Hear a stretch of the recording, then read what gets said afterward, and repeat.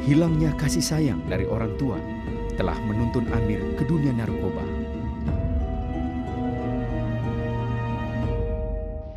Sekalipun Amir telah beberapa kali meringkuk dalam jeruji besi, Amir tetap hidup dalam dunia narkoba, bahkan semakin dalam. Keluar dari situ pun tetap saya nggak jera-jera. Makin parahnya setelah saya mulai tambah nggak terkontrol lagi hidup saya. Gara-gara lagi aja itu bapak itu jadi marah-marah kan. Dan akhirnya waktu itu bapak itu pengen ngebunuh mama gitu. Akhirnya aku jadi mulai takut gitu loh. Tahun 98 saya udah kecanduan putau dan sabu-sabu gitu. Semenjak dari kecil emang aku udah tahu kalau bapak kayak gitu. Soalnya temen-temennya udah pada ke rumah ya suka make-make kayak gitu.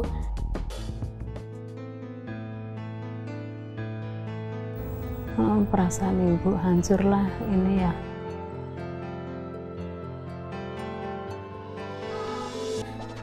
Kehidupan Amir bukan semakin membaik. Segalanya hanya semakin dan bertambah buruk.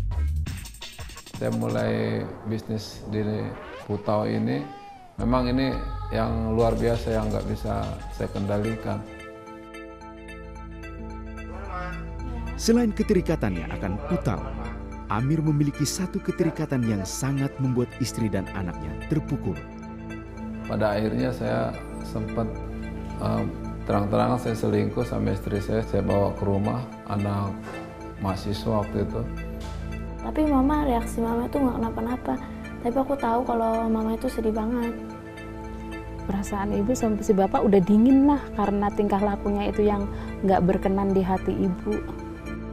Kecewanya tapi saya pendam aja di dalam hati gitu. Keterikatan akan narkoba, rusaknya hubungan keluarga, pada akhirnya membuat Amir terasingkan. Waktu selama saya pisah dengan istri saya, ya timbul juga ada rasa gimana untuk memperbaiki kehidupan rumah tangga saya gitu. Saya coba berusaha untuk mendekat kepada mereka gitu. Saya coba main ke rumah istri saya, tapi ya memang mereka udah tertutup pintu hatinya untuk saya gitu. Sekarang saat saya sadar, saya pengen hidup normal gitu, tapi memang nggak bisa. Saya udah berkecimpung di situ udah terlalu lama sekali gitu. Akhirnya, di saat keputusasaan Amir memuncak, Amir hanya ingin menjual dengan segera tanah miliknya yang terakhir. Dan tekad saya memang mau mengakhiri hidup saya, kalau uang ini habis, saya mau bunuh diri aja. Saat Amir sedang berbincang tentang tanah yang akan dijual, Amir diselah dengan sebuah pertanyaan yang menyimpang. Pak Amir pernah nggak kepikiran mau sekolah kita, Pak?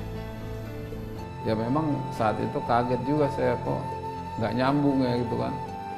Kan saya datang mau bisnis tanah, kok malah disuruh sekolah Alkitab gitu. Ya malah disitulah saya ditangkap Tuhan. Walau dapat dikatakan semuanya berawal dari keanehan, hati Amir tersentuh. Seakan-akan sebuah harapan kecil timbul dalam diri Amir untuk memperbaiki hidupnya sekali lagi. Hanya saya berharap itu dia tuh jadi orang yang mengenal Tuhan dan jadi orang baik lah gitu.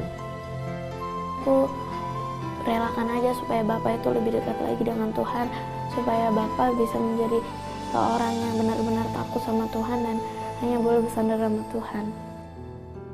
Dengan dorongan doa dari istri dan anak, Amir pada akhirnya berhasil mengikuti pembinaan rohani tersebut. Itu persoalan ibu itu seperti benang kusut yang ibu rasakan. Benang kusut. Tapi karena bersama Tuhan, yang ibu cari Tuhan, jadi Tuhan juga peduli dengan pergumulan ibu. Kalau bukan karena kasih Tuhan, ibu nggak bisa mengampuni dia karena udah terlalu sakit ya. Pengampunan demi pengampunan pun terjadi. Amir menyadari bahwa selama ini dia menyimpan kekecewaan terhadap orang tuanya yang telah mengarahkan dia kepada keterikatan akan narkoba. Udah nggak malu lagi itu, kalau kan waktu dulu kan bapaknya nggak jelas gimana ya, jadi sekarang udah teman-teman udah tahu kalau semua yang aku rasakan sekarang itu karena Tuhan. Kebaikan Tuhan yang saya rasakan setelah saya bertobat banyak sekali, terutama dalam rumah tangga saya juga. Saya mulai merasakan keharmonisan yang dulu jarang saya dapatkan.